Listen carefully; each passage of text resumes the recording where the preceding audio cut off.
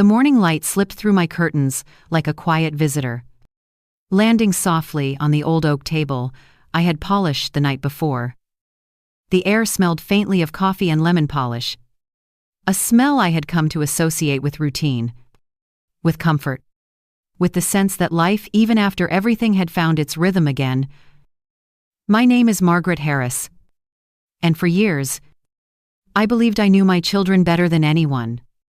I raised them through scraped knees, heartbreaks, and the loss of their father. But lately, something had shifted. There was distance where there used to be warmth, silence where laughter once lived. Daniel, my eldest, left early that morning as he always did.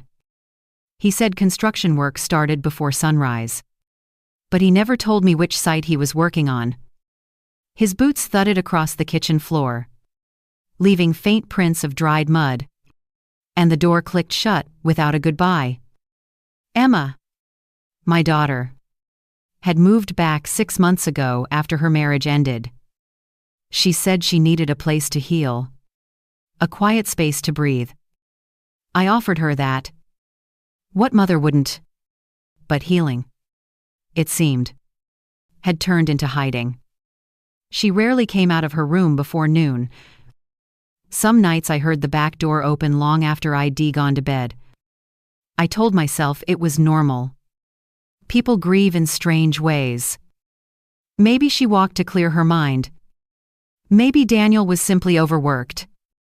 But deep down, a quiet unease had started to take root, whispering that something in our home was no longer right. Still, I carried on, made breakfast, no one ate, watered the plants, no one noticed, and listened to the hum of the refrigerator fill the silence that used to belong to my family. That morning, the sound of footsteps outside the window pulled me from my thoughts. It was Mr. One, Cole, our mailman, a man who had been delivering letters to this street for as long as I'd lived here. His cap sat crooked on his head, and he always had a kind smile ready. He waved through the kitchen window, holding a small stack of envelopes. I stepped outside to greet him, grateful for a familiar face.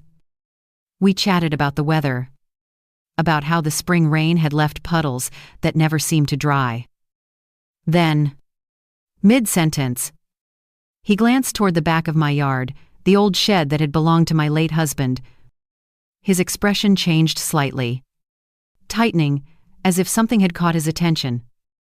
He tilted his head and asked, almost casually, if anyone had been working out there lately. I frowned and told him no. Not since my husband passed away. He hesitated, eyes fixed on the shed. I followed his gaze. The padlock was new, shiny, silver, and out of place on that weather-beaten door. I hadn't noticed it before. Mr. Cole cleared his throat softly and said he had heard a strange hum coming from that direction the last few mornings while delivering mail. At first, he thought it was a generator or some gardening equipment.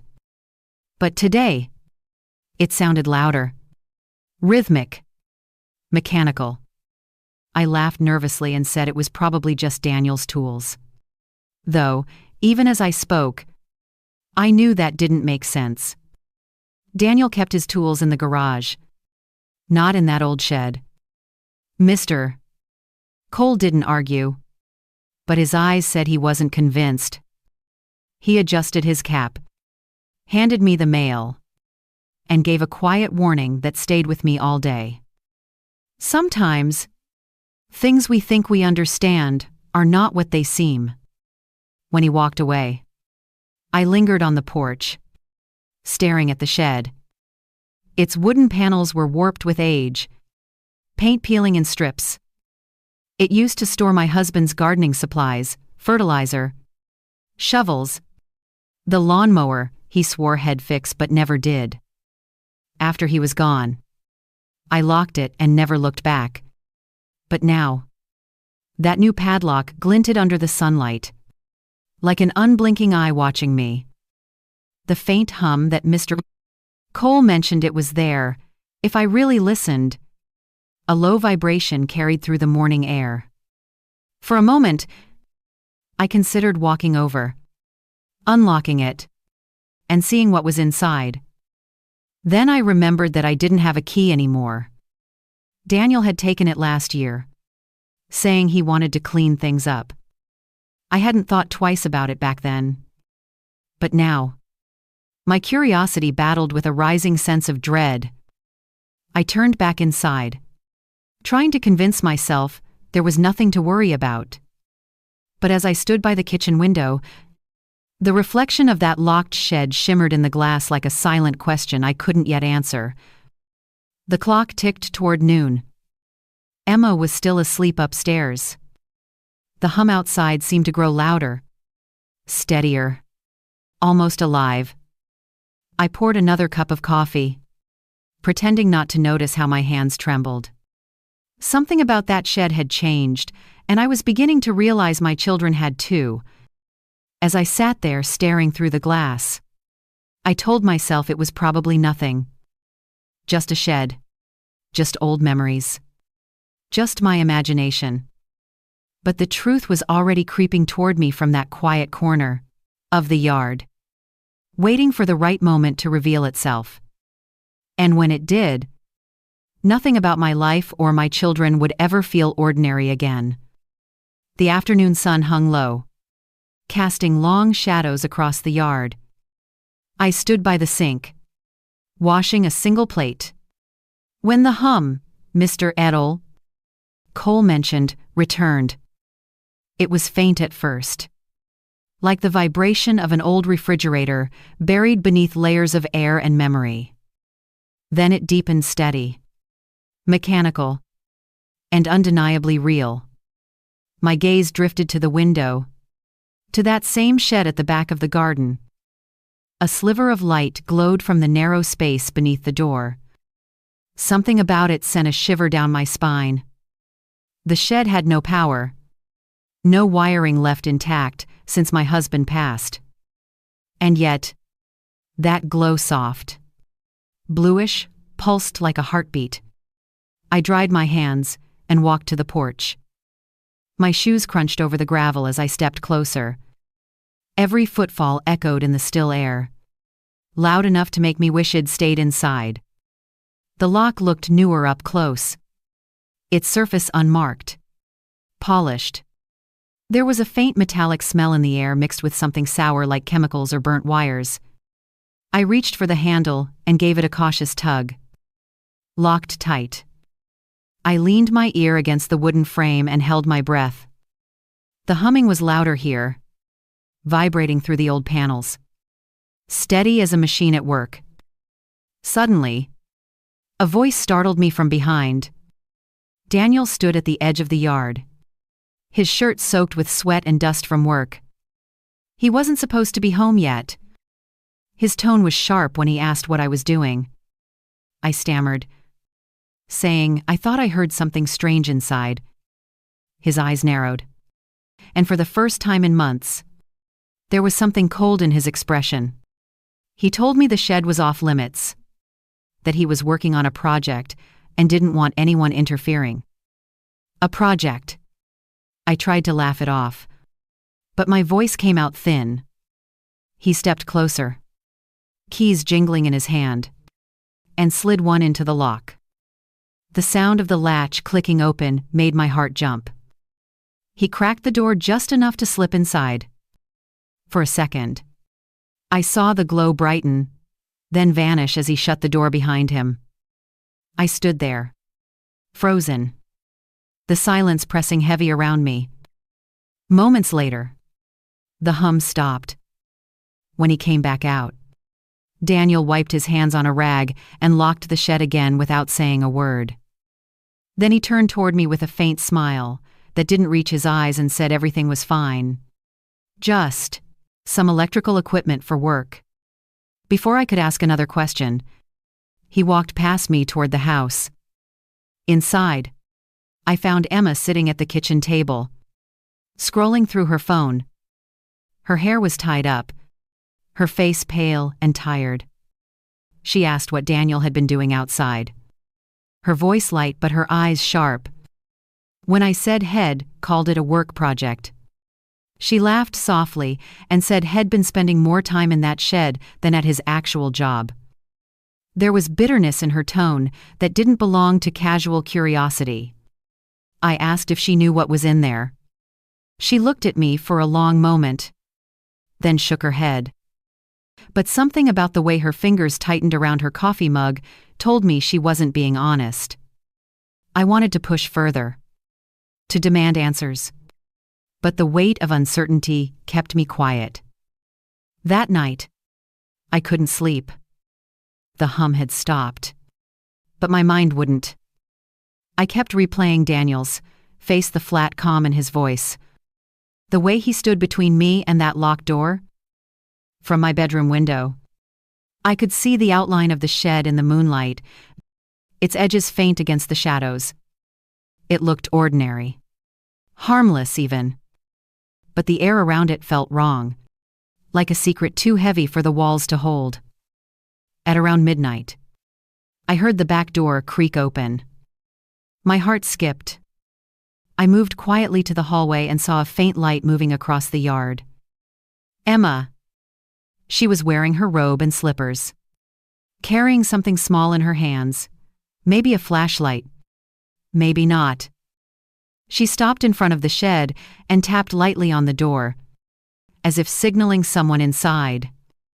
I couldn't hear what was said, but the door opened a crack. She slipped in, and the glow disappeared again. I waited by the window for nearly half an hour, but she didn't come back out. When she finally did, and the sky was starting to pale with the first signs of dawn, she looked exhausted. Her shoulders slumped, her hands tucked into her robe pockets. She stood there for a moment, staring at the shed, then turned and walked back inside. I didn't move until I was sure she was asleep upstairs. Then I stepped outside barefoot, the grass cold under my feet. I went as far as the middle of the yard before I stopped. The lock gleamed again in the early light, just as it had that morning. The air smelled of metal and damp wood. Something was happening inside that shed, something my children didn't want me to see. As the sun rose over the fence, I stood there clutching my robe, realizing that the distance I'd felt from them wasn't just emotional anymore. It was hiding something real. Something dangerous. And whether I liked it or not, the truth was waiting behind that door. And sooner or later, I was going to open it. The next few days passed in a haze of forced normalcy. I cleaned the kitchen, watered the plants, and pretended not to notice how the air in the house had changed. The silence between my children wasn't just the quiet of routine anymore. It was the heavy kind that settles when everyone is hiding something. I watched them both at breakfast. Daniel scrolled on his phone, barely eating, while Emma stirred her tea without taking a sip. They avoided each other's eyes. But every so often, I caught a brief glance passing between them, quick, deliberate, and full of unspoken tension. I tried to convince myself that maybe I was imagining it. That grief had finally twisted my sense of peace. After all, I'd lived alone for years before they both came back home. Having them under one roof again should have been comforting. Yet it felt like I was sharing space with strangers. That morning, as I tidied up the living room, I noticed something odd. A faint line of dirt trailed across the floor from the back door to the hallway. Daniel's boots again, I thought. But the soil was different, fine and gray. Not like the clay from the yard. I bent down, rubbed a bit between my fingers, and it left a metallic scent on my skin. I washed my hands twice, trying to forget it. Later that afternoon, I walked outside to hang laundry. The wind was soft, carrying the faint buzz of a lawnmower somewhere down the street. But as I passed near the shed, I heard another sound, a muffled click, followed by a low hiss. I froze. It lasted only a few seconds. Then silence again. I waited. My pulse loud in my ears. But there was nothing more. The lock still hung from the door. But the air smelled sharper. Almost chemical. When I turned around, Emma was standing by the porch, watching me. Her robe fluttered in the breeze. Her expression unreadable. She asked if I was looking for something. I said no. Just checking the clothesline. She smiled too quickly and told me Daniel didn't like anyone near the shed because of his equipment. I asked, what kind of equipment? She shrugged and said it was probably boring technical stuff. Then she turned and went back inside. That evening, I heard them talking in the kitchen. Their voices were low but tense. I stood at the top of the stairs, holding my breath. Daniel said something about timing, about how it had to be perfect. Emma replied that I was starting to notice. That Mr. Ron Cole had seen too much. My name hung in the air like a blade.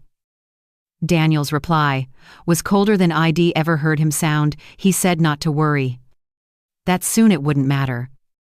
I wanted to believe it misunderstood. My son wouldn't say something like that. Not about me.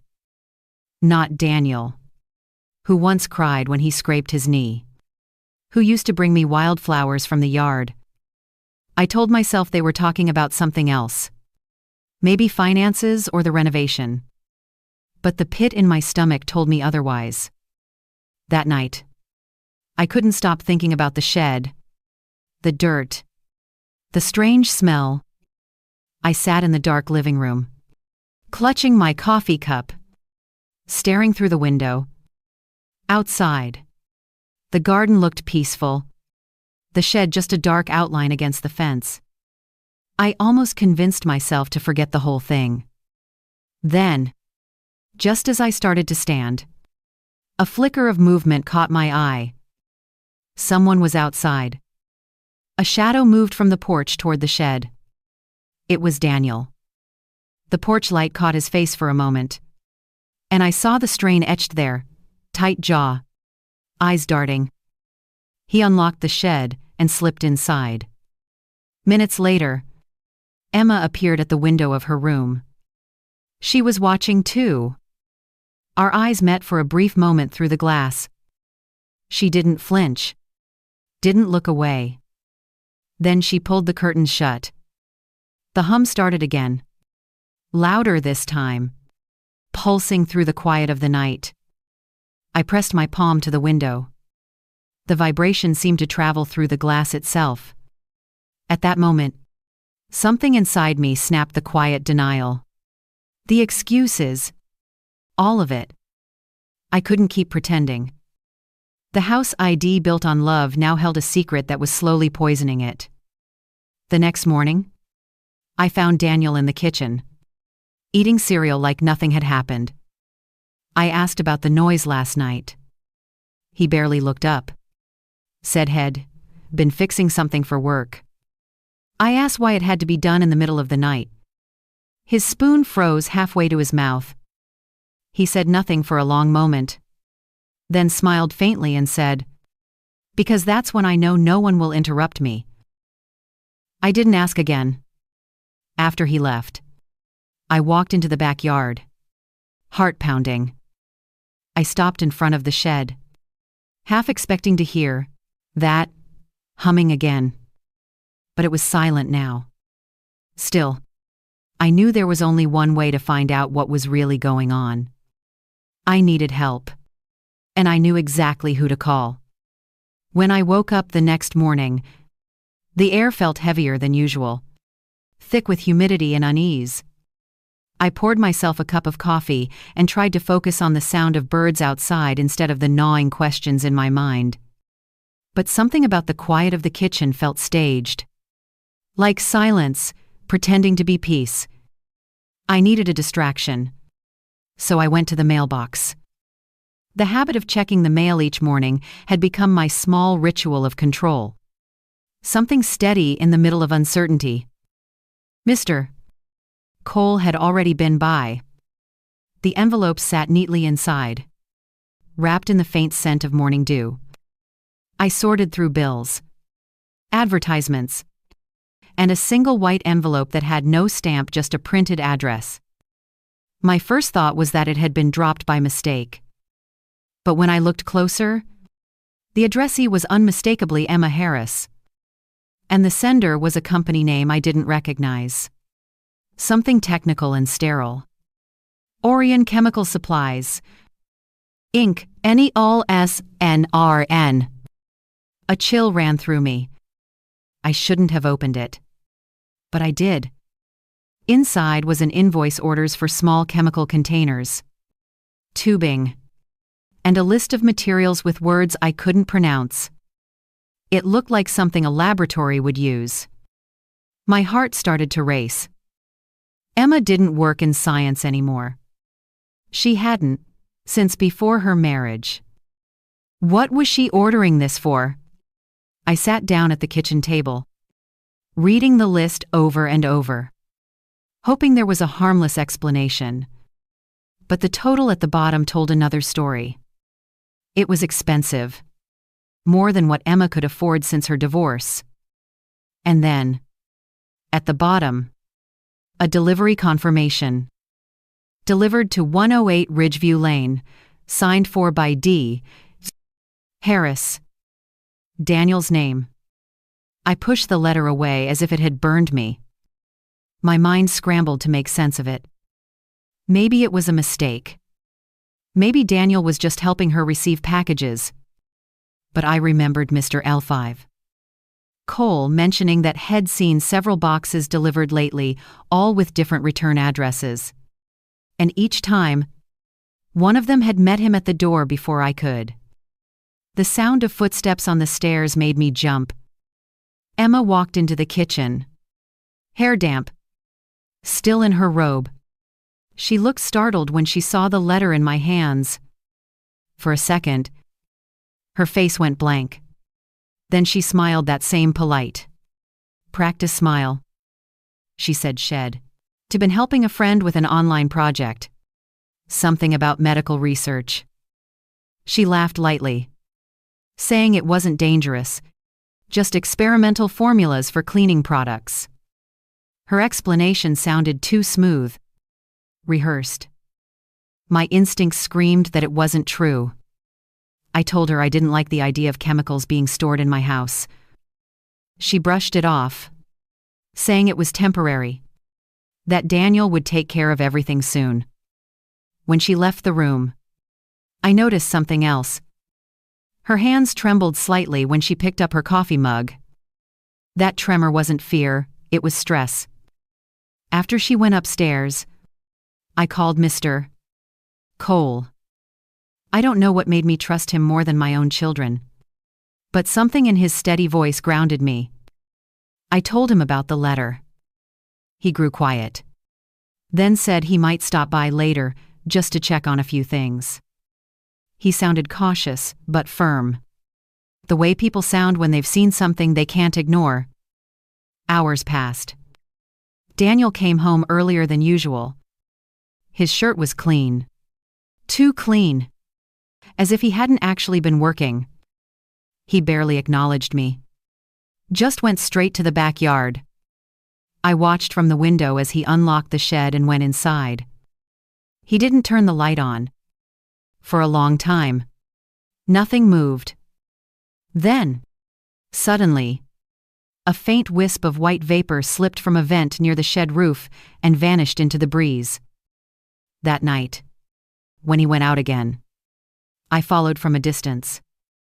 He didn't go to the shed this time, but instead drove off in his truck, leaving the gate slightly open. I went closer. The padlock was still in place, but the latch had been left unfastened. My heart pounded so loudly I could hear it echoing in my ears. I reached for the handle, hesitating. Then a voice behind me nearly stopped my heart. It was Mr. R. Cole. He had parked across the street and was walking toward me, holding a small flashlight. He said quietly that he'd been watching for a while. That had noticed Daniel and Emma carrying boxes in and out of the shed over the last week. He looked at the latch, then back at me. His expression was serious. He said, if I trusted him, we could take a look right now just to make sure there wasn't anything dangerous inside. I nodded before I could talk myself out of it. When the door creaked open, a wave of stale, metallic air hit us. The beam of his flashlight cut through the darkness, revealing boxes stacked against the wall, a workbench littered with tools, and glass containers filled with liquid in shades of blue and green. There were tubes running along the back wall, connecting to something metallic hidden beneath a tarp. The hum had stopped, but the faint smell of ozone and chemicals clung to the air. Mr. R. Cole stepped forward slowly, examining the equipment. He whispered that this wasn't a normal setup. Someone had built a system meant to move or release something through pipes. His hand rested on one of the tubes. It vibrated faintly. He followed its line up the wall and froze. The tube ran through a hole in the wood toward the house. My knees went weak. He turned to me, face pale in the flashlight glow. His voice was low but urgent when he said, "This isn't a storage project, ma'am. Someone's been running this line directly into your home." The words hit me like a cold wind. I felt my stomach twist. Mr. R. Cole said we needed to step away and close the door. That he'd come back with help. I nodded numbly, my body moving before my mind caught up. When I turned to leave, my eyes caught something on the workbench, an old photo of me, Daniel, and Emma, taken years ago. It was framed, but the glass was cracked, a thin line splitting my face in two. I didn't know what it meant then, but deep down, I think part of me already understood. Whatever my children were hiding, it wasn't just a secret. It was a choice. And that choice was about me. The morning after our discovery, I woke up feeling like the walls of my house were closing in. Every creak of the floorboards, every rustle from the hallway sounded suspicious. I moved through the kitchen like a stranger in my own home, pretending to live a normal life, while the truth I had seen in that shed pulsed quietly in the back of my mind. The photo on the workbench haunted me most. The crack through my face felt like a warning carved in glass. At 9 a.m., there was a knock at the door. It was Mr. Cole, still in his postal uniform, though I could tell this wasn't part of his route. His usual warmth was gone, replaced by the steady seriousness of a man who knew something he wished he didn't. He asked if Daniel or Emma were home. I told him no. Daniel had left before sunrise, and Emma was out on her morning walk, which had become her new habit. Mr. R. Cole stepped inside, glancing toward the back door. His voice was low when he said that what we saw last night wasn't harmless equipment. I had done some research. The chemicals listed on that invoice could release vapors that affect the nervous system. Long-term exposure could make someone tired, dizzy, forgetful. It could even cause organ damage if inhaled often enough. I froze, remembering the past few months. The headaches that came without reason. The constant fatigue. The way I sometimes woke up short of breath in my own bed. I had blamed it on age, on stress, on grief that never seemed to fade. But maybe it wasn't grief at all. Mr. Enikel. Cole put a comforting hand on the table, trying to steady me. He said he didn't want to alarm me, but we needed to act quickly. His plan was simple. When Daniel and Emma left the house again, Ted go back into the shed and take photographs enough to show the police. He promised, He'd be careful. That I wouldn't have to face it alone. Part of me wanted to refuse. The idea of stirring up more trouble terrified me. But the other part, the mother who had raised those two children, who had spent decades believing love meant trust, knew the truth had already begun to unravel. I agreed. When he left to prepare, I wandered into the living room. The morning light poured across the photos on the mantel. Birthdays, graduations, Christmas dinners. My family, frozen in smiles that now felt like strangers. I touched the edge of one frame, tracing Daniel's young face, Emma's soft eyes. I had given everything to them, my time, my energy, my love. I never imagined I'd have to fear them. A few hours later, Emma came home. Her cheeks were flushed from the cold, but her eyes darted around the house as if checking for something. She asked what I was doing today. Her tone casual, but too careful. I said I had errands to run, that I might be out for a while. Her smile was polite, yet her body tensed slightly. Then she leaned in, kissed my cheek, and said she'd be in her room. When I heard her door close upstairs, I went outside. The shed sat quietly under the bright sky, innocent as ever. But I could still smell the faint tang of chemicals in the air. Mr. Enikel. Cole arrived not long after. He parked 2 houses down and walked over carrying his mailbag. Just like always. To anyone watching, it looked like he was delivering letters. But hidden inside that bag was his camera. He nodded once and whispered, "Stay inside. Lock your doors. I'll signal if it's safe." I watched from the kitchen window as he disappeared into the backyard. My pulse raced. Every second felt endless. Then, after what must have been 10 minutes, the back door creaked open again. "Mr." Cole slipped in quietly, his face pale. He said he had taken enough photos to prove that something illegal was happening. There were tubes running all the way through the wall behind the shed, directly toward the vents under my bedroom. Before I could respond, we both froze at the sound of a car pulling into the driveway. Daniel's truck. "Mr." Cole's expression hardened. He whispered that he'd leave through the front door. Pretend it was a normal delivery. He tucked his camera deep into his mailbag and adjusted his cap. I followed him to the door. Heart hammering. He said softly, "If he asks." I was dropping off a package. "I don't mention last night." Then he stepped outside, just as Daniel came up the walk. Daniel greeted him with a smile that didn't look real.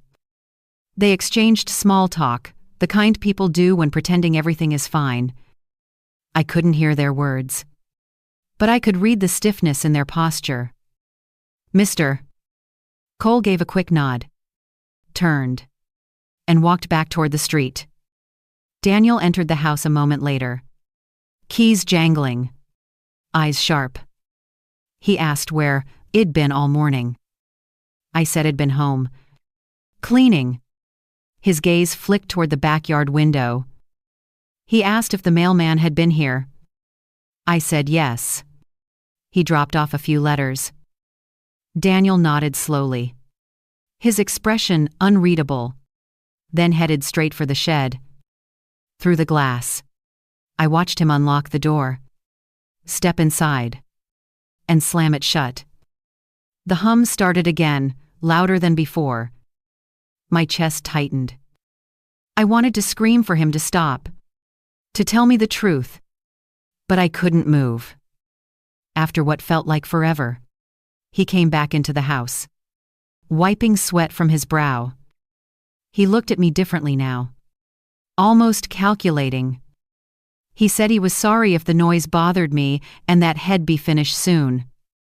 The way he said it made the hairs on my neck stand up.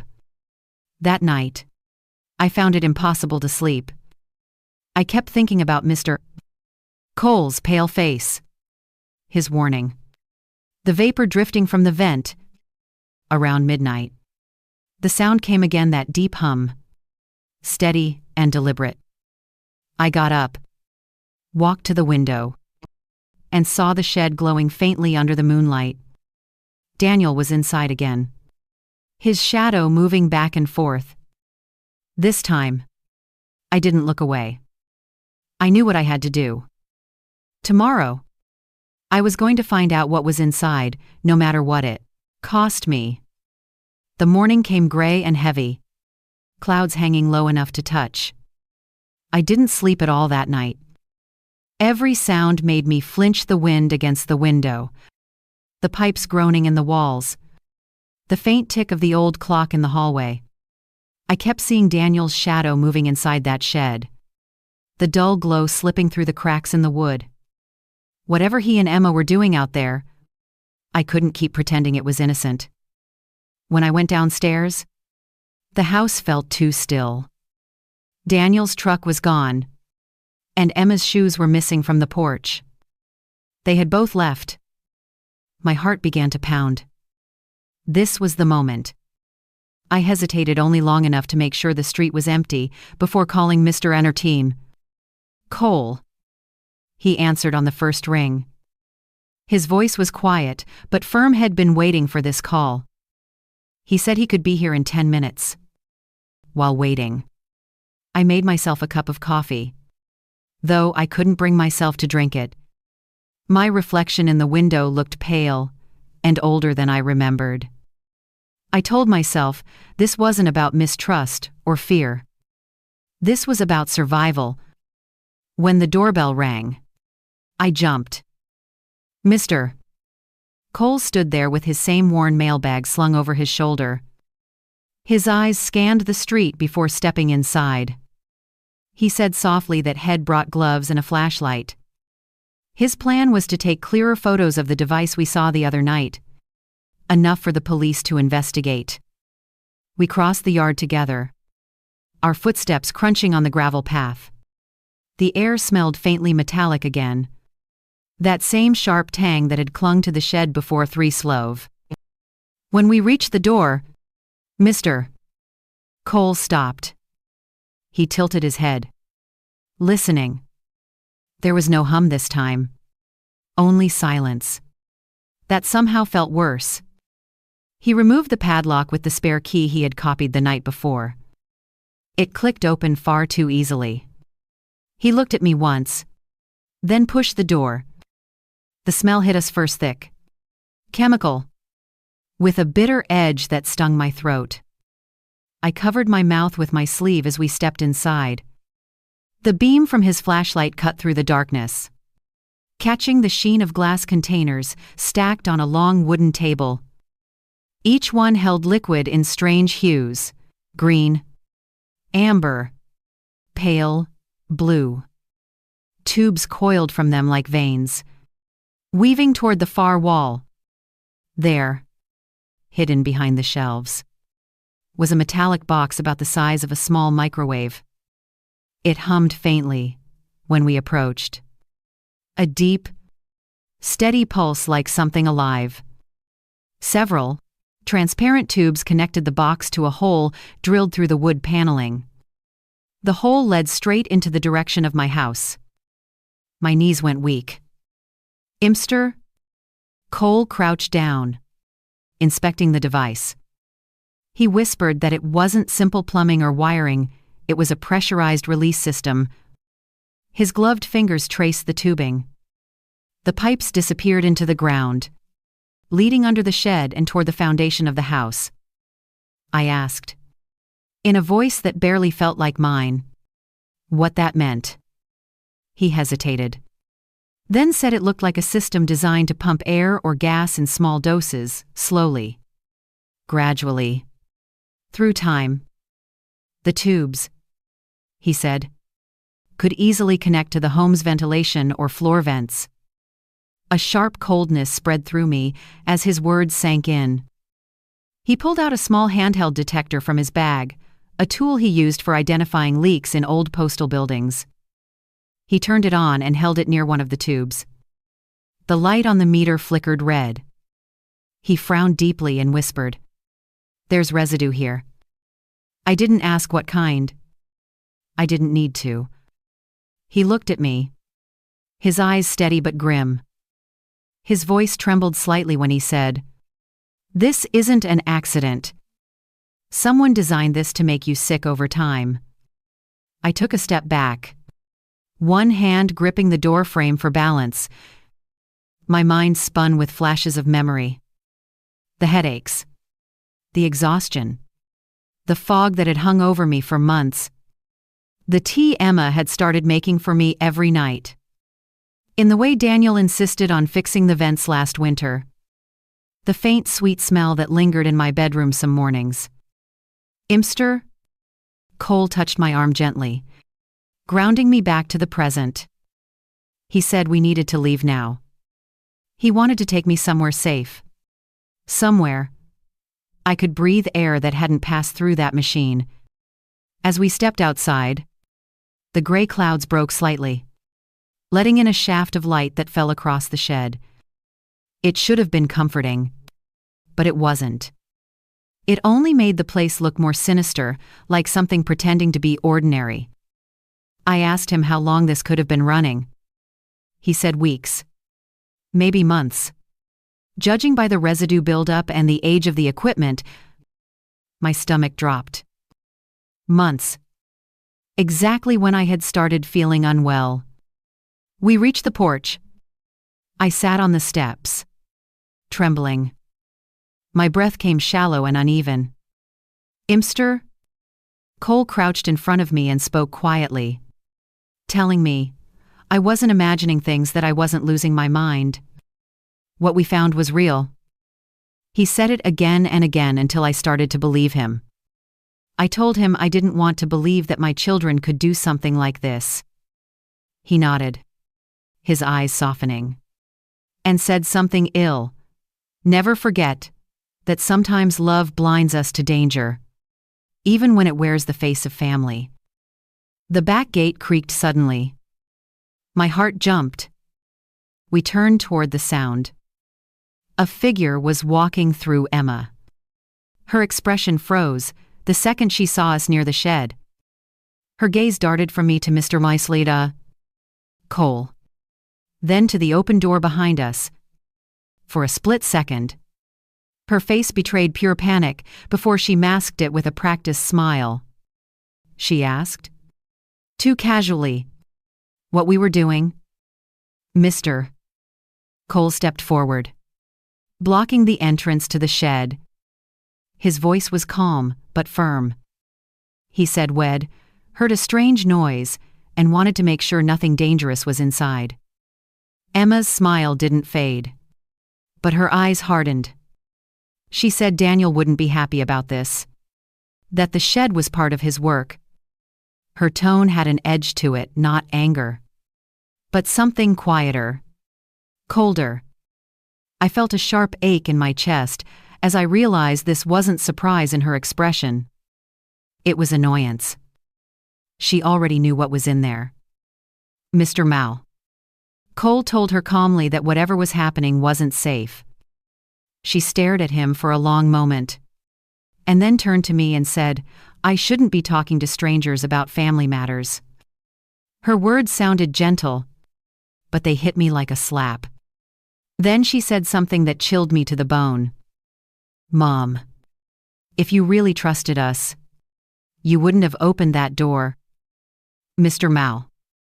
Cole took my arm lightly and whispered that we should go back inside. I didn't argue. I felt her gaze follow us all the way to the porch, heavy and silent. Inside the house, my hands wouldn't stop shaking. "Mr. Mal." Cole told me he'd return later with a plan, that this had gone far beyond anything ordinary. Before he left, he looked back at me and said, "Whatever happens next, I don't stay here alone tonight." When the door closed behind him, I stood in the stillness of the living room, listening to the faint hum start again outside. It was back. And this time, I knew for certain it was meant for me. That night, the house seemed to breathe with me slow, uneasy, alive in a way it shouldn't have been.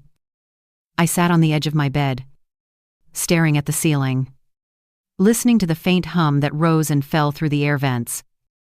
It had a rhythm now, like a quiet engine pulsing behind the walls. Every few minutes, there was a soft click, followed by a low hiss that faded almost as soon as it began. Once you knew what it was, you couldn't unhear it. I pressed my hand against the vent near the nightstand. The air that flowed out was warmer than usual, carrying a faint metallic scent, sharp enough to sting my throat. My mind flashed back to Mr. Cole's voice in that shed. Someone designed this to make you sick over time.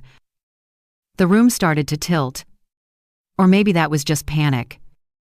I forced myself to stand and walk to the window for fresh air. Outside, the yard glowed faintly under the porch light. The shed sat still, silent now, its door locked once again. The light in Emma's window was on. I could see her silhouette moving slowly back and forth. Then she stopped. For a moment, I thought she was looking right at me. The next morning, I made coffee I couldn't taste and forced myself through the motions of normal life. Daniel and Emma acted as if nothing had happened. Daniel hummed quietly while washing his hands. Emma scrolled her phone, sipping tea. When I mentioned that the air in my room had felt stuffy, they both froze for a fraction of a second. Subtle, but enough. Then Daniel smiled and said, "Head check the filter later." They were careful now. Every word felt rehearsed. When they left the house, I walked to my room and started packing a small bag: documents, cash, my medicine. I didn't have a plan. Just the instinct that staying here meant I might not wake up one morning. At noon, Mr. Rayan Cole came back, dressed in plain clothes. He said he'd spoken to a retired officer. He knew someone who could connect us to the right people without alerting my children too soon. But we needed proof that could hold up if they tried to deny everything. He suggested we check the shed again, document every tube, every trace of residue. I agreed, even though the thought of going back there made my stomach twist. We waited until after lunch, when Daniel's truck pulled away and Emma left on foot. The moment they were gone, we crossed the yard. The air was thick and humid, buzzing with flies. Mr. Rayan Cole unlocked the door, and the smell hit even stronger this time. Chemical. Bitter. Like burning plastic. The machine in the corner was humming steadily. The containers on the table had new marks residue, stains that hadn't been there yesterday. Mr. Rayan Cole photographed everything. He opened a small notebook he'd brought and began sketching the Counter 7 layout, labeling the tubes. I stood near the doorway, gripping the frame, feeling dizzy from the smell. Then something caught my eye. Beneath the table, half hidden by a tarp, was a cardboard box. I pulled it out.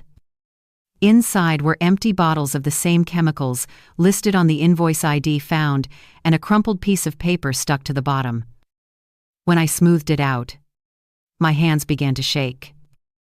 It was a rough diagram, the layout of our house, drawn in Daniel's handwriting. My bedroom was circled in red ink. I handed the paper to Mr. LMA Cole. His jaw tightened. He said quietly that this was premeditated, planned in detail. He snapped a few pictures and slipped the paper into his bag. He was about to take one more photo of the device when he froze. He pointed to a small digital screen on the metal box. Red numbers flickered across it, counting down. 15 minutes. My heart lurched. I asked what it meant, but he was already stepping closer, scanning the cables. He said it looked like a timer, maybe to control when the machine released whatever was inside. He turned off the main switch, but the numbers kept ticking.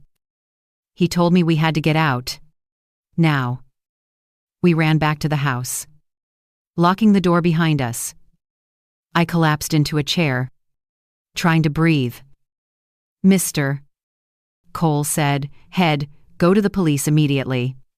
That this was enough evidence to get them arrested. He grabbed his camera and hurried out the front door. Minutes later, Emma's car pulled into the driveway. She came inside, humming softly, pretending not to notice my trembling hands. She asked where Daniel was. I said, "I didn't know." She nodded, then poured herself a glass of water. When she looked up, her eyes met mine. For a brief moment, her smile slipped. She asked why the shed door was open. I told her I'd gone to check on the gardening tools. Her face went pale. She asked, too calmly, if anyone else had been there. I said no, but she didn't believe me. She walked out the back door, her steps fast, her posture rigid. From the kitchen window, I watched her cross the yard. She reached the shed, pulled the door wide open, and disappeared inside. The hum stopped abruptly. Then, a few seconds later, the timer light went dark. When she came back, she was breathing hard. She saw me watching and forced a smile. She said, "Shed fixed a small wiring issue Daniel had left undone."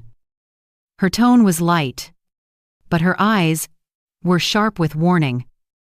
She told me to stay out of the shed from now on, that the equipment could be dangerous.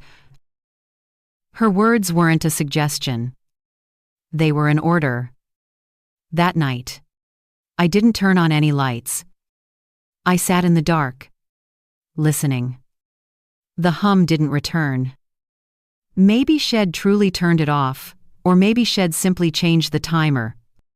Either way, I knew my time in that house was ending. When my phone buzzed, I nearly dropped it. It was a message from Mr. Siepl. Cole. "I've got everything we need. I am on my way back. Don't talk to them. Stay where you are." I stared at the screen, the glow lighting up my shaking hands. I didn't know it then, but that message was the last calm moment before everything unraveled. Because within the hour, the truth would stop being theory and become something I could no longer deny. The sun had begun to set, bleeding orange light through the thin curtains of the living room. I sat perfectly still, clutching my phone, waiting for Mr. Albee Cole to return. The silence pressed down like a weight, thick and suffocating. Every tick of the clock sounded like footsteps. I told myself to stay calm, to breathe, to keep the air moving in and out of my lungs. But my body knew what my mind refused to say aloud. I wasn't safe here anymore. Outside, the familiar crunch of gravel reached my ears. I moved to the window and peeked through the blinds. Daniel's truck had pulled into the driveway, followed by Emma's car. They were both home. My stomach turned to ice. Mr. Cole hadn't arrived yet. I stepped away from the window before they could see me. My heart pounded so hard, I could feel it in my fingertips. I needed to hide the evidence the bag ID packed. The invoice. The small notes Mr. LibreVox Cole had left behind. I tucked them under the cushion of the couch just as the front door opened. Daniel's voice echoed through the hallway, calm but edged with something darker. He asked if it'd been in the shed again. I forced a laugh, saying I had no reason to go there. He smiled that same thin, practiced smile and said, "Good. Because there were chemicals inside that could be dangerous if I wasn't careful." Then he walked into the kitchen and began washing his hands, humming quietly. Emma followed behind, her face pale, her jaw tight. She didn't say much, just poured herself a glass of wine and leaned against the counter. The two of them exchanged a glance I couldn't read. I could feel the air between them crackle with silent understanding. Dinner was quiet. They asked me about mundane things, bills, errands, all the weather, as if the three of us weren't sitting inside a house filled with secrets. Every question felt like a test, every word like a trap. I answered softly, careful not to reveal how much I knew. After dinner, I pretended to be tired and went upstairs to my room. I didn't turn on the light. I sat in the dark, waiting. The faint hum started again through the vent. Softer this time, like a whisper. I pressed my ear to the wall. It was there, faint, steady, and deliberate.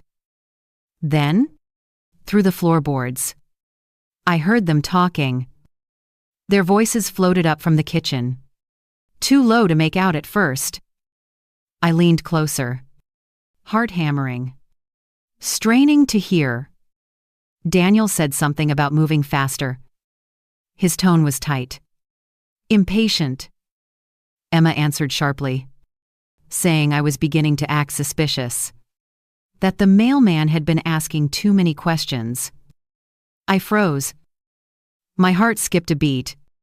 Daniel said they couldn't afford to wait any longer, that it had to look natural, like it had all happened quietly. Emma replied that it wasn't ready yet, that the dose wasn't consistent, that I might survive if they rushed it. Her words sent a cold wave through me. They weren't talking about repairs or projects. They were talking about me. Then Daniel said something that nearly made me drop to my knees. He said they'd waited long enough for what was rightfully theirs. Emma's voice trembled when she reminded him of their father's will, how everything had been left to me, and how, if I passed, the insurance and the property would be divided between them. I felt the blood drain from my face. Daniel replied, calmly, that the world wasn't fair, and sometimes people had to make it fair themselves. I wanted to scream, to run, to break through that wall and shake them both. But my legs wouldn't move. I stayed frozen, listening as my children, the ones I had carried, loved, and sacrificed everything for, discussed how best to end my life. After a moment, Emma's voice softened. She asked if he ever felt guilty. Daniel hesitated. Then he said guilt didn't pay bills, and it wouldn't erase his debts. He said the people he owed money to were running out of patience. Emma whispered that she didn't want to lose him, that they were in this together now. Then silence, long and heavy. When their footsteps started up the stairs, I barely made it to my bed. I pulled the blanket up to my chin and closed my eyes, just as Emma pushed my door open. She stood in the doorway for a moment, watching me. I kept my breathing slow, pretending to sleep. She stepped closer. I could smell her perfume, faint and floral. She brushed a strand of hair from my forehead, her touch, gentle, almost loving. Then she whispered something so soft, I almost thought I imagined it. She said, "It'll be over soon. Mom, you won't have to worry anymore." Her hand lingered for a moment before she turned and left, closing the door behind her. I waited until her footsteps faded down the hall before I opened my eyes. My chest heaved silently. Tears burned behind my eyelids, but none came out. The betrayal was too deep for tears. I reached for my phone on the nightstand. There were 2 missed calls from Mr. Minax. Cole. I called him back immediately, keeping my voice to a whisper. He answered on the first ring, asking if I was all right. I told him everything, the conversation, the vent, Emma's words. He was silent for a long time. Then he said he was nearby. That had already spoken to someone at the police department, and they were preparing to send an officer to collect evidence. He told me not to leave the room, not to engage with them, and to wait for his signal. He would be here in 20 minutes. I sat there in the dark, gripping the phone until my knuckles went white. 20 minutes. That was all I had to survive. Downstairs, I heard the front door close. Then Daniel's voice called out to Emma, his tone low. Urgent. I couldn't hear the words, but I recognized the sound of panic in them. Something had gone wrong. Maybe they had realized the shed had been opened again. I stayed perfectly still, my ear pressed against the wood of the door, listening. Then I heard it, Emma's voice, trembling slightly, saying, "She knows."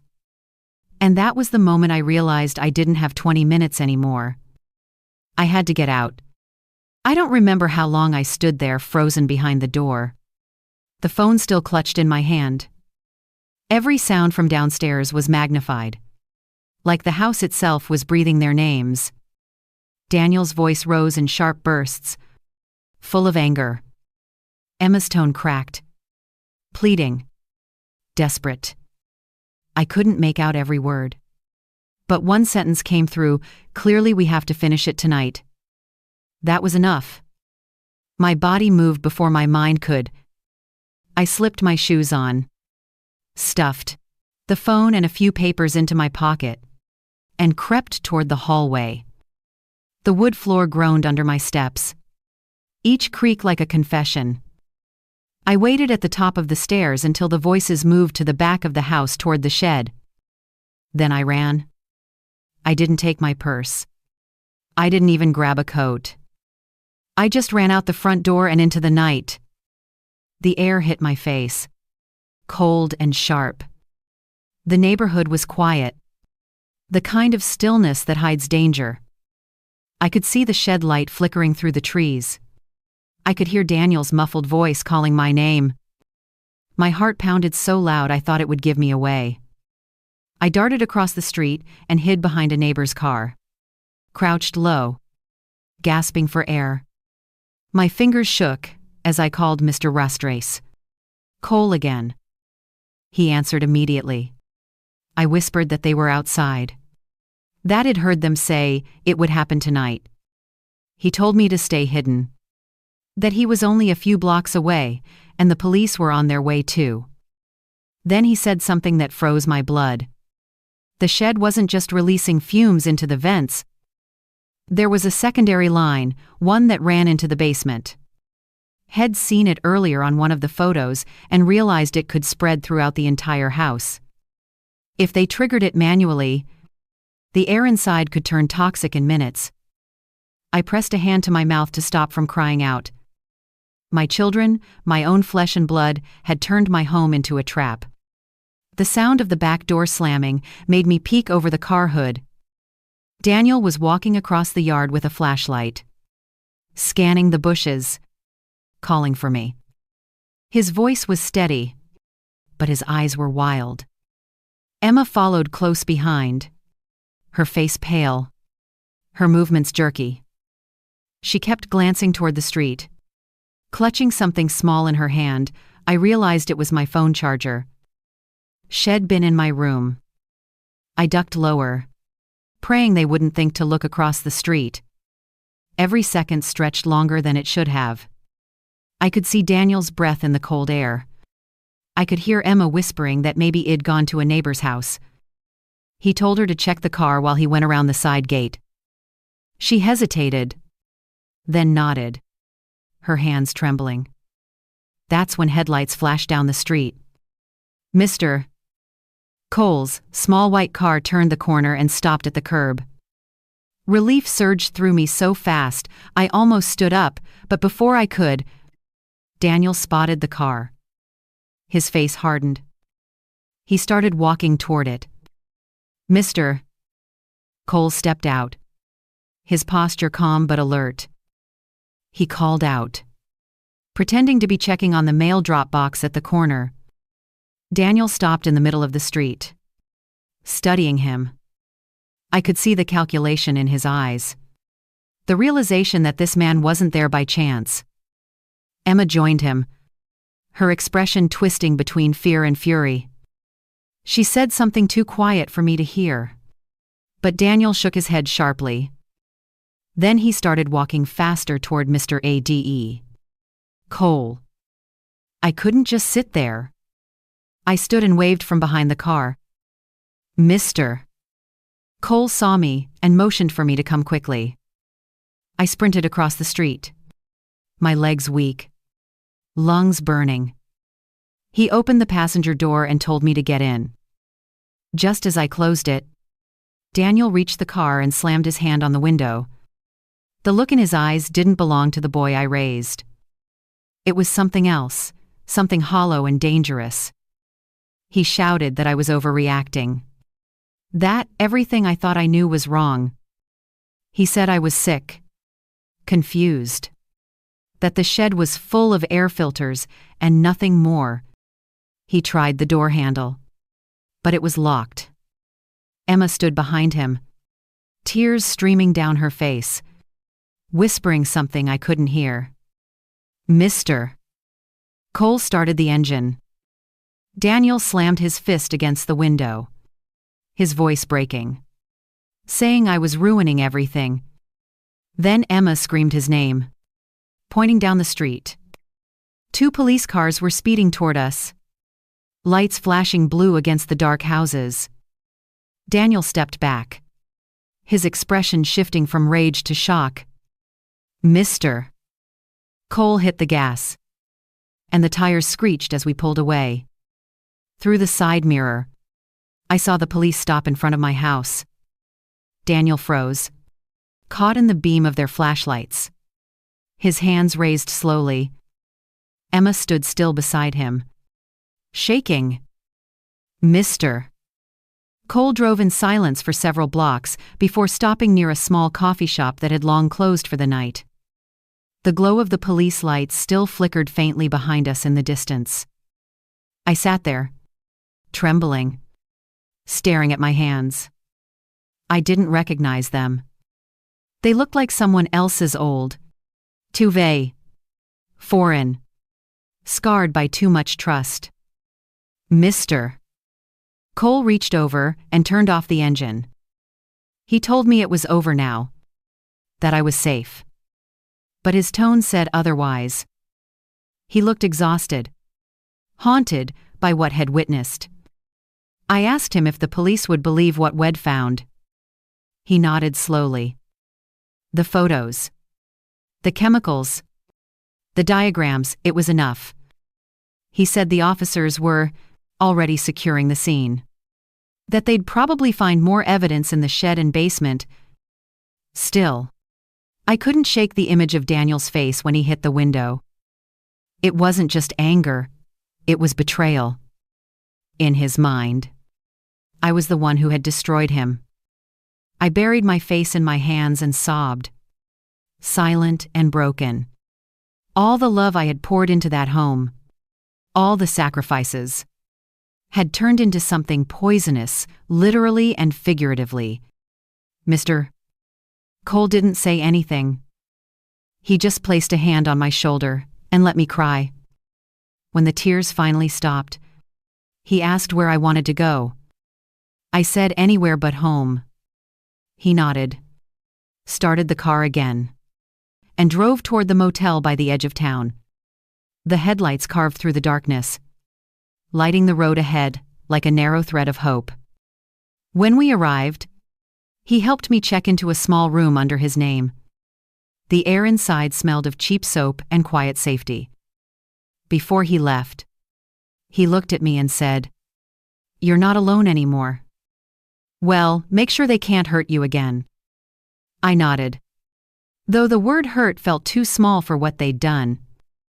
As the door closed behind him, I sat on the edge of the bed, staring at the pale curtains. Somewhere, not far from here, my children were in handcuffs. And yet, I couldn't stop wondering where I had gone wrong, what part of love had turned into this. Then my phone buzzed again. A new message. Unknown number. It said only one sentence. You think this ends with us? Mom. The message burned on my phone screen, like a wound that refused to close. You think this ends with us? Mom. I stared at it until the words blurred. My pulse quickened. Cold sweat tracing down my neck. The number wasn't familiar. But something in the phrasing with us told me it came from Emma. Daniel was probably still in custody. But she had always been more calculating. She knew how to stay one step ahead. I set the phone on the nightstand and sat perfectly still, listening to the hum of the motel air conditioner. It was the same frequency as the machine in the shed. Low and constant. The sound made my chest tighten. I switched it off, and the sudden silence pressed against me. My mind filled the emptiness with every what-if I'd been trying to avoid. What if they were released? What if the police didn't find enough evidence? What if Emma was already outside? The clock read 2:11 a.m. When the knock came, 3 slow taps. Then a pause. Then 2 more. My body went rigid. I told myself it was the night clerk. Maybe Mr. Cole checking in. But the pattern repeated, deliberate. Soft. Like someone who already knew I was awake. I reached for my phone. No new messages. No calls. I forced myself to whisper through the door. Asking who it was? No answer. Just silence. Then another knock. This time lighter. Closer to the handle. I moved backward until my calves hit the bed. The room seemed smaller with every breath. Then a voice came. Low and tired, Mr. Coles. He said my name softly. Told me not to panic. That he needed to talk. Relief flooded me so fast, my knees almost gave out. I unlatched the door and pulled it open, just enough for the dim hallway light to spill in. He looked exhausted. His shirt wrinkled. His cap gone. He stepped inside quickly and locked the door behind him. I asked what had happened. His eyes flicked toward the window before he answered. The police had searched the shed and found more than anyone expected. Residue on the vents. Chemical containers with my initials written on the labels. Even forged prescription bottles in the bathroom cabinet. He said the detectives believed my children had been planning this for months. Maybe longer. I sat down slowly. The mattress dipping under my weight. He continued. Voice steady but grim. The timeline matched everything: the headaches, the fatigue, the smell in my room. They had confirmed the chemical traces inside the air vents. There would be no doubt about intent. The officers were filing charges for attempted murder and conspiracy. I should have felt relief. Instead, a strange emptiness opened inside me. These were my children. The ones I had taught to tie their shoes. The ones who once cried over lost toys. I asked what would happen to them now. Mr. Cole said Daniel was already in custody. Cooperative but angry. Emma, however, had disappeared before the police arrived. They believed she had taken her car and left town before midnight. The thought of her out there, alone and desperate, filled me with both fear and sorrow. I pictured her as a little girl again, clutching her blanket, whispering that she'd never leave me. Now the echo of those words hurt more than any betrayal. Mr. Cole suggested I rest, that the police would guard the motel for the night. He moved a chair to the door and sat there, arms crossed, keeping watch. For a long time, neither of us spoke. The silence between us wasn't awkward. It was the kind that comes after too much truth has been spoken. Around 4 a.m. I must have dozed off. When I woke, faint dawn light filtered through the curtains. Mr. W. Cole was still sitting by the door, eyes half closed. I whispered his name. He stirred, rubbed his face, and gave me a tired smile. He said he'd just received a call. The police had located Emma's car near the river bridge. It had been abandoned. The engine still warm. They were searching the area now. For a moment, I couldn't breathe. I asked if she was alive. He said they didn't know yet, that it was possible she'd simply fled on foot. But deep down, something in me already knew. Emma was proud. Too proud to face prison. Too proud to live with what she'd done. I got dressed slowly, my hands trembling as I buttoned my blouse. I asked if we could go there. Mr. W. Cole hesitated but agreed. We drove in silence, the road stretching ahead under a dull gray sky. The closer we got to the river, the heavier the air felt, thick with the scent of rain and something unfinished. Police cars lined the bridge, lights flashing softly. Officers moved with quiet efficiency. One of them approached Mr. L.S. Cole and spoke in a low voice. I couldn't hear the words, but his expression told me enough. He glanced at me, then looked away. I didn't ask for confirmation. I just walked to the edge of the bridge and stared down at the water. The current moved slowly, carrying fragments of leaves and reflections of light. I thought of Emma's laughter when she was young, the way she used to run along the riverbank collecting pebbles. Somewhere along the years, I had lost that little girl, and I hadn't even noticed. Mr. W. Cole stood beside me, his hands resting on the railing. He said softly that none of this was my fault. But every mother carries the illusion that she can protect her children from their worst selves. Losing that illusion hurts more than any truth. By the time we left the bridge, the sun had risen fully, painting the clouds pale gold. The police promised to keep me updated. I nodded mechanically, unable to think beyond the sound of the water below. Back at the motel, I sat by the window, watching cars pass on the highway. Mr. W.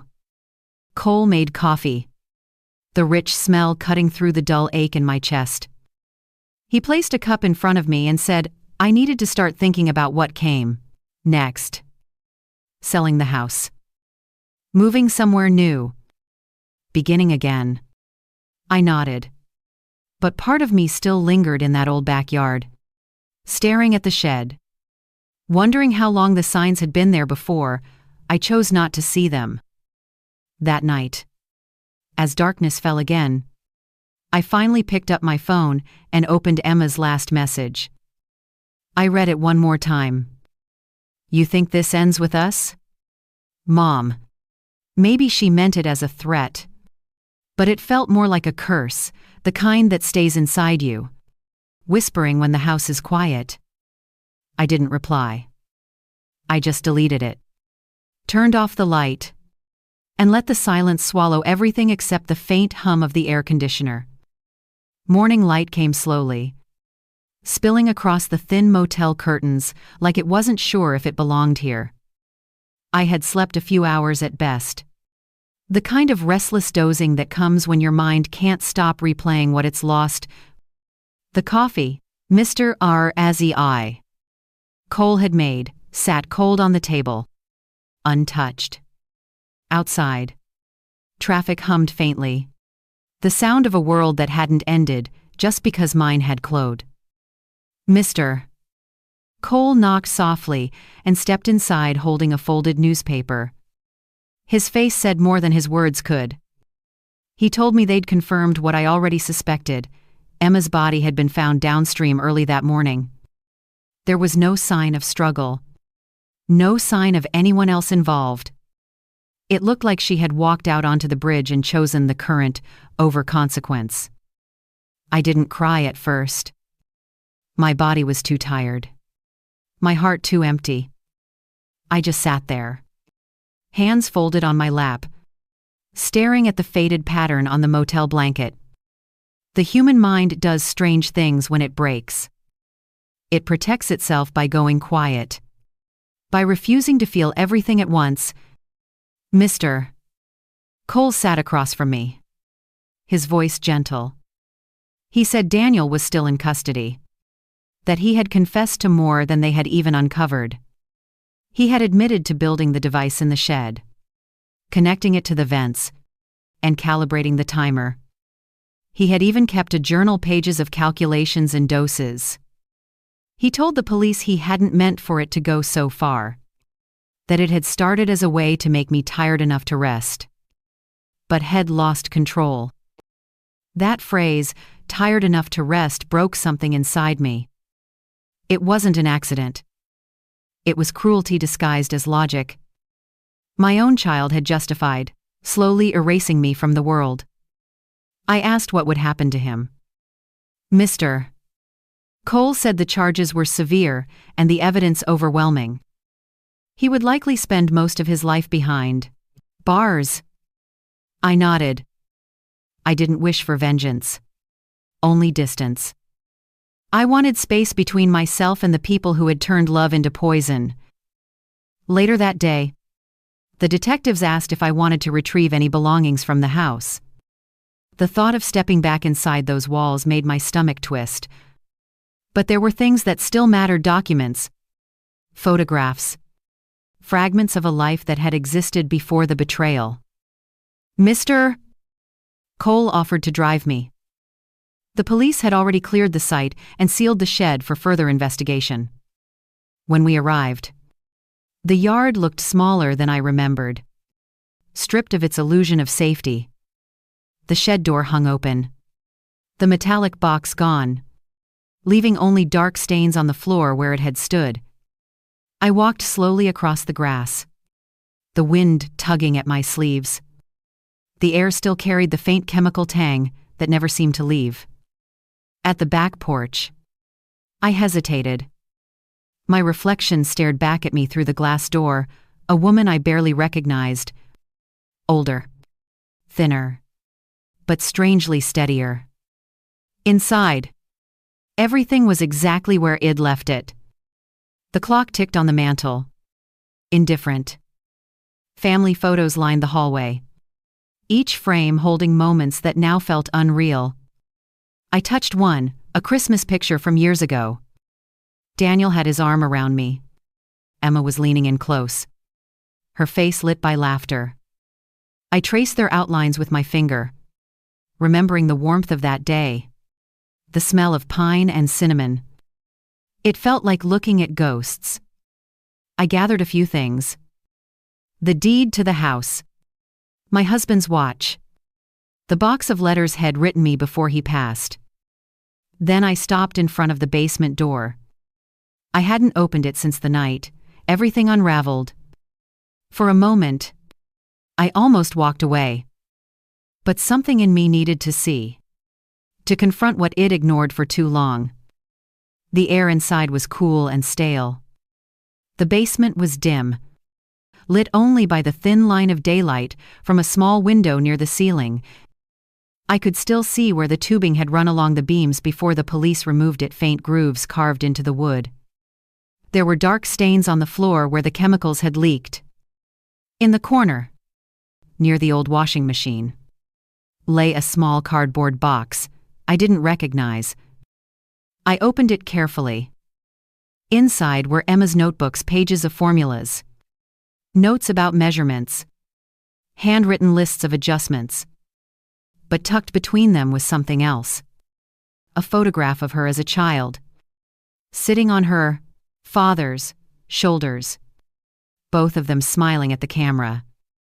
On the back, in her neat handwriting, were the words, "I just wanted to make things right again." I sank to my knees. Holding that photograph, the weight of everything pressing down. The betrayal. The guilt.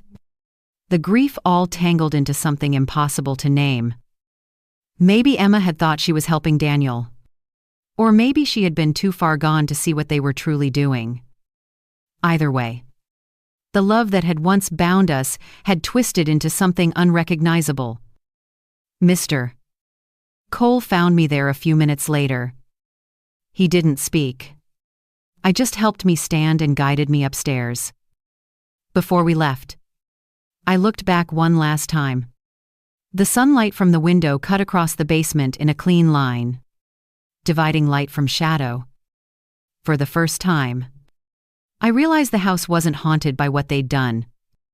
It was haunted by all the times I'd refused to see it coming. We locked the door behind us. As we drove away, I didn't look back. The shed, the house, the garden, they all faded into the distance, shrinking until they were nothing but shapes on the horizon. At a red light, Mr. Cole said I could stay at his sister's guest house by the coast until I decided what to do next. I thanked him, my voice barely more than a whisper. He looked at me and said, "Sometimes we survive things not because we're strong, but because someone finally helped us see the truth." The drive to the coast was quiet. I stared out the window at the endless fields, thinking about the years I'd spent believing that love could fix anything. But love, I realized, can't fix what refuses to be honest. That night, I stood on the beach outside the guest house, wind whipping through my hair, the sea roaring under the dark sky. For the first time in months, I took a deep breath that didn't taste of chemicals or fear. The salt air burned my lungs. But it was a good burn, the kind that means you're still alive. The waves kept coming, each one erasing the last. I thought of Daniel somewhere behind bars, of Emma carried away by the current, of the mother I had been before all this. Then I whispered into the wind, not as a prayer but as a promise. This ends with me. The days that followed were quiet in a way I hadn't known for years. The guest house where I stayed sat above a narrow stretch of coastline, the kind of place where the wind carried salt and gull cries instead of the hum of machines. For the first time since the nightmare began, the silence didn't frighten me. It felt like space to breathe, to think, to rebuild. Mr. N. Cole came by every morning with fresh coffee and the local newspaper. He never stayed long. Just enough to check that I was all right.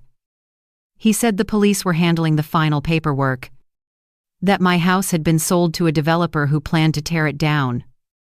At first, that news stung. That house had been my life's anchor: weddings, birthdays. Even the smell of Sunday dinners still clung to its walls. But now I realized it was also a place of ghosts. Letting it go felt like cutting the last thread tying me to the past. One morning, he brought a sealed envelope. It was from Daniel's lawyer. My hands shook as I opened it. Inside was a short handwritten letter, Daniel's handwriting, though shakier than I remembered. He said he was sorry, that he didn't expect forgiveness, and that the person had become wasn't the son I raised. He wrote that the debts, the desperation, and his pride had consumed him until nothing felt real. He admitted that Emma hadn't wanted to go through with it at first. That shed begged him to stop, but he convinced her they had no other choice. He ended the letter with one line that tore through me. I wish I'd chosen honesty instead of silence. Maybe we all would still be alive. I sat with that letter for a long time. The pain didn't vanish, but it shifted from anger into something sadder, deeper. I thought of the small boy who used to leave notes under my pillow that said, "I love you, Mom." Maybe that boy still existed somewhere beneath all the wreckage. But forgiveness, I realized, I didn't mean reopening old wounds. It meant setting down the weight it'd been carrying. Later that afternoon, I walked with Mr. M.I.D. Cole along the shore. The waves rolled in lazy rhythms, pulling at the sand like time erasing everything temporary. I asked him if he ever wondered why I had shown up at my house that day. Why fate had made a mailman, the one to uncover a secret that should have killed me. He smiled faintly and said, "Maybe we both needed saving, that sometimes people cross paths because they're meant to repair what's broken in each other." I didn't argue. Had lost his mother in circumstances that mirrored my own tragedy. And helping me had been his way of finding meaning in that loss. That evening, we had dinner by the window overlooking the sea. The sky was streaked with pink and gold, the air heavy with the scent of rain. He told me he planned to retire next year. Maybe start a small workshop restoring old furniture. I laughed for the first time in months, realizing how strange it felt to smile again. The sound startled me, but it also healed something small inside. After he left, I sat by the window long after dark, watching the ocean swallow the horizon. I took out Daniel's letter and read it again, then folded it neatly and placed it in the same box that held my husband's watch. Not as a keepsake, but as a reminder that love, when twisted by desperation, becomes unrecognizable. The next morning, I received a call from the detective handling my case. He said the final hearing was over. Daniel had been sentenced to 25 years, with the possibility of parole after 15. His confession had helped close the case quickly. There would be no further appeals. The evidence in the shed, the chemical residue, the notebook, all of it had painted a picture that no one could deny. When I hung up, I walked outside and stood on the cliff above the beach. The wind tangled through my hair, wild and unrestrained. For the first time in years, I felt no fear of breathing deeply. The world smelled of salt and rain, not metal and poison. In the distance, I saw children running along the sand, their laughter carried by the wind. It struck me then how fragile innocence really is, how easily it slips through our fingers when we stop protecting it. My children had been born of love, raised on the promise of safety. And yet somehow that promise had been broken in ways I couldn't repair. Still, I was here. I had survived the unthinkable. And survival, I realized, I wasn't just about living, it was about choosing not to let the darkness define what came next. That evening, Mr. Cole stopped by again, this time with 2 cups of tea instead of coffee. He said it was chamomile, good for sleeping.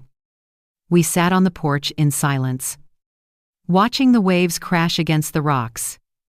After a while, he asked if I'd ever thought about writing everything down. I told him I wasn't sure anyone would believe it, that people think monsters live outside their homes, not inside them. He said maybe the story wasn't for other people to believe. Maybe it was just for me, to make peace with what couldn't be undone. When he left that night, I opened a blank notebook and began to write.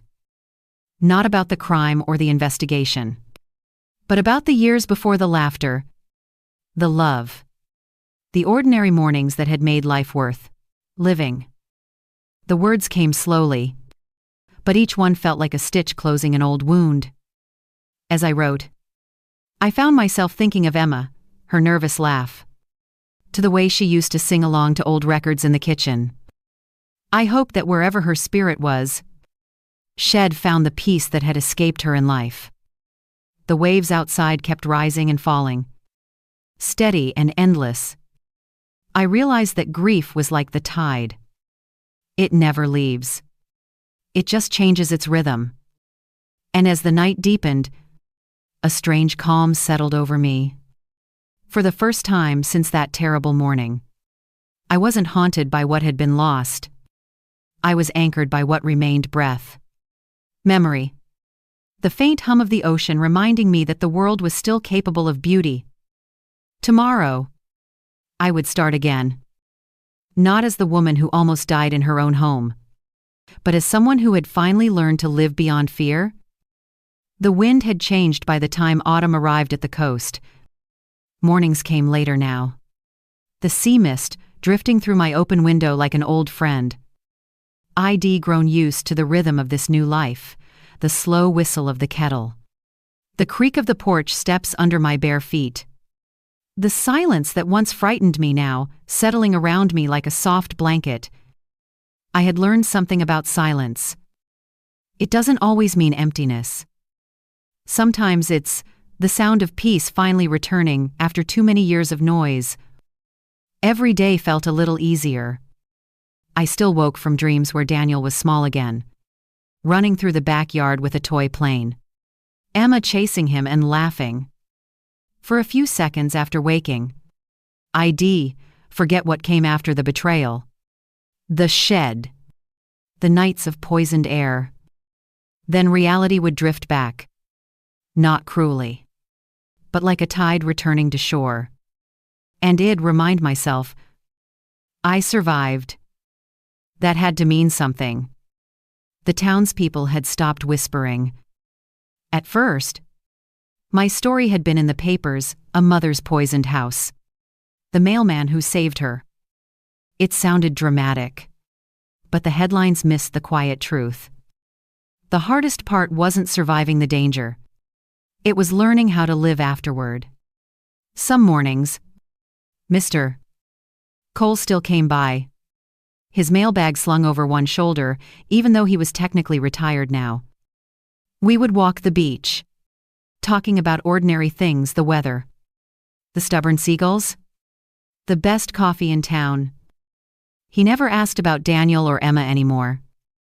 He didn't need to. There were some wounds we both understood didn't heal by being reopened.